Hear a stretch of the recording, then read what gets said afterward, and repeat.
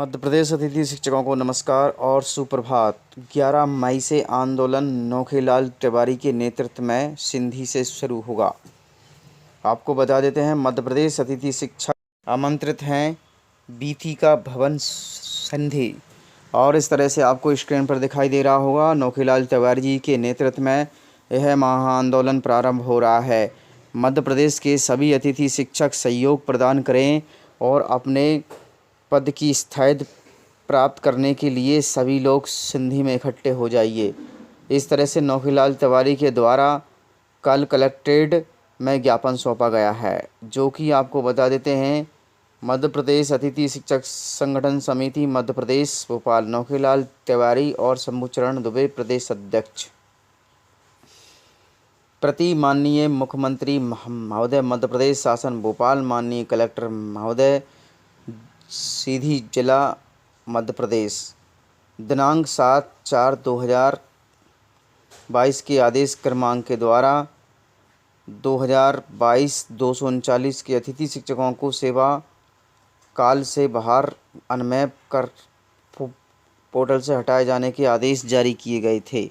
उसी के विरोध में आपको बता देते हैं, माननीय महोदय, मध्य प्रदेश शासन समस्त शासकीय विद्यालयों में विगत 15 वर्षों से लगभग 70,000 अतिथि शिक्षक अल्प मानदेय पर अपनी सेवाएं देते आ रहे हैं। इनके प्रति सत्र समाप्ति होने से पहले ही और बाद में सेवा पृथक कर दिया जाता है। अतिथि शिक्षकों के 15 वर्षों की सेवा देने के बाद भी अतिथि शिक्षक को सुरक्षित भविष्य की कोई नीति नहीं बनाई गई।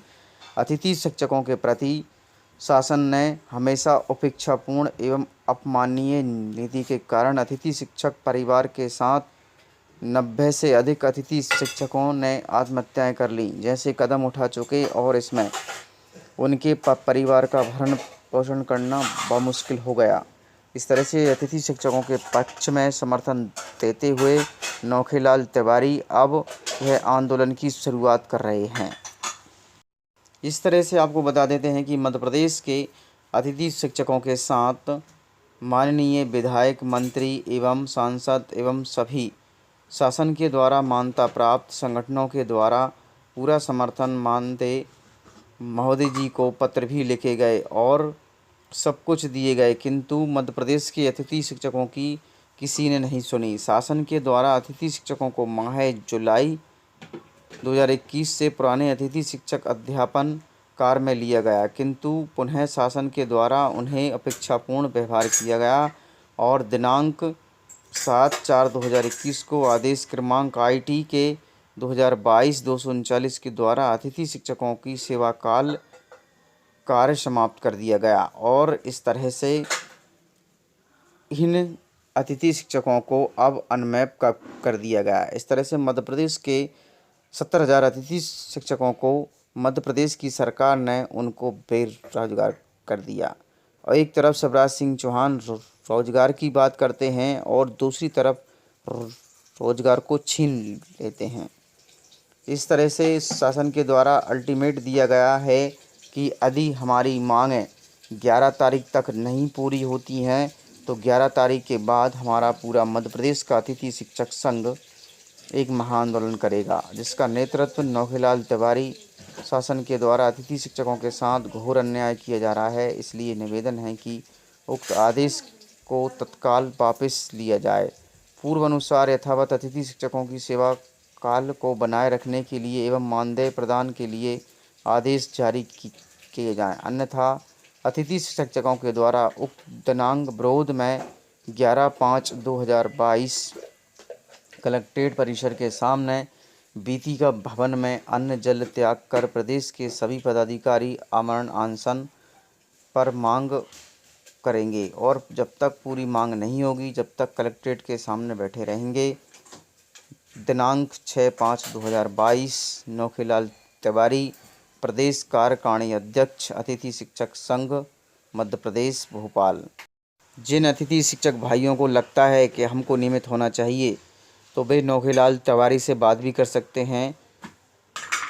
उनका मोबाइल नंबर है 9179335408 पे आप फ़ोन भी कर सकते हैं और पूछ सकते हैं कि यह आंदोलन एक महाआंदोलन होगा। इस बार आर पार की लड़ाई होगी और इस बार हम किसी भी प्रकार की समझौता या आश्वासन को नहीं मानेंगे। डायरेक्ट हमें नियमितीकरण का आदेश चाहिए। 10वीं-12वीं का रिजल्ट इतना अच्छा दिया और सतना के ब्लॉक ऑफिसर ने भी इस बात की पुष्टि की और कई न्यूज़ समाचार पत्रों में भी छापा गया, किंतु सरकार मानने को तैयार क्यों नहीं है।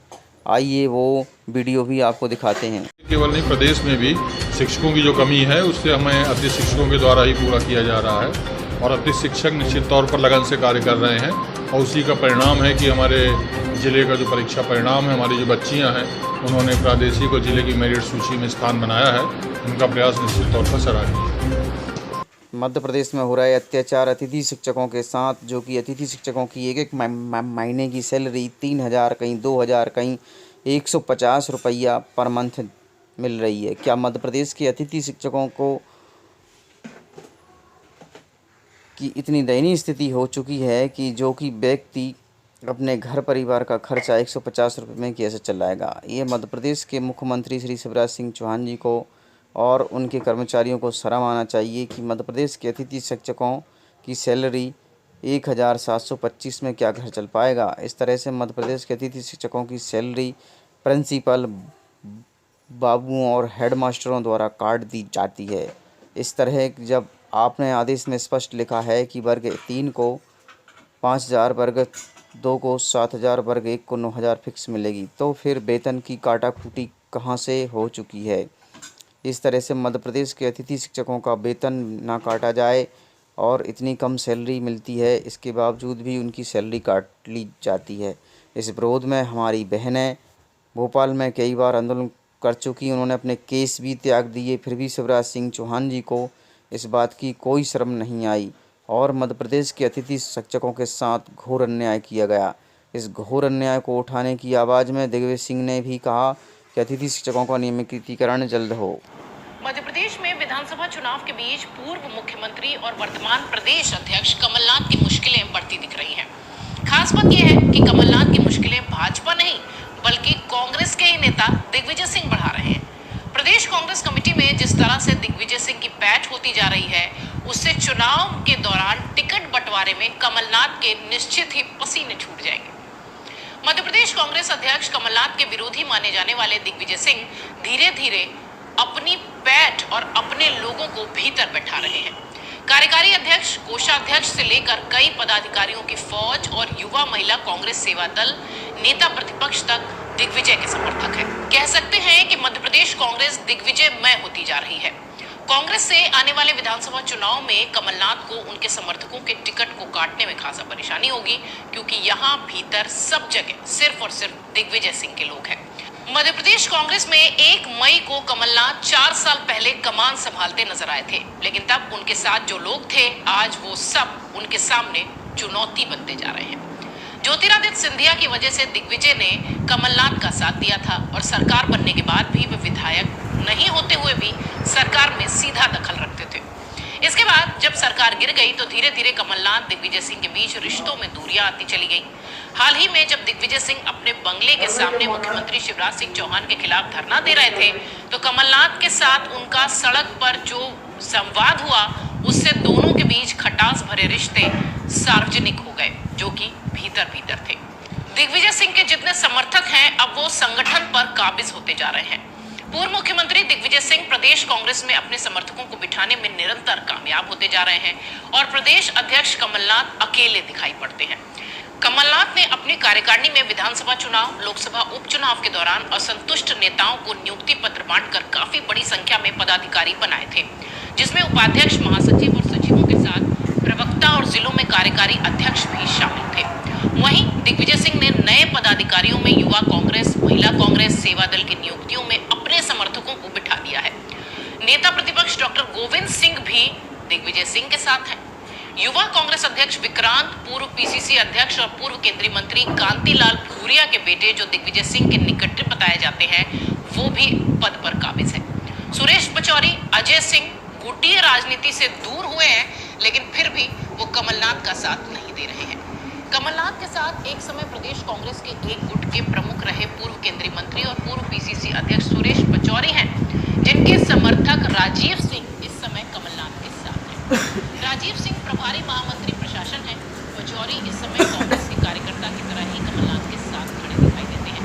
ये पूरी रिपोर्ट ये बताती है कि दिग्विजय बनाम कमलनाथ मध्य प्रदेश कांग्रेस में दिखाई देती है, लेकिन मुश्किलें ज्यादा कमलनाथ की बढ़ती दिख रही है। साल 2023 में मध्य प्रदेश में चुनाव होने हैं और कमलनाथ की मुश्किलें अभी से बढ़ती दिख रही हैं, क्योंकि दिग्विजय सिंह के लोग पीसीसी में पूरी तरह से अपनी पैठ बना चुके हैं और कमलनाथ और दिग्विजय सिंह की दूरी सार्वजनिक हो चुकी है, किसी से छिपी नहीं है। Thanks for watching. Like and comments and subscribe.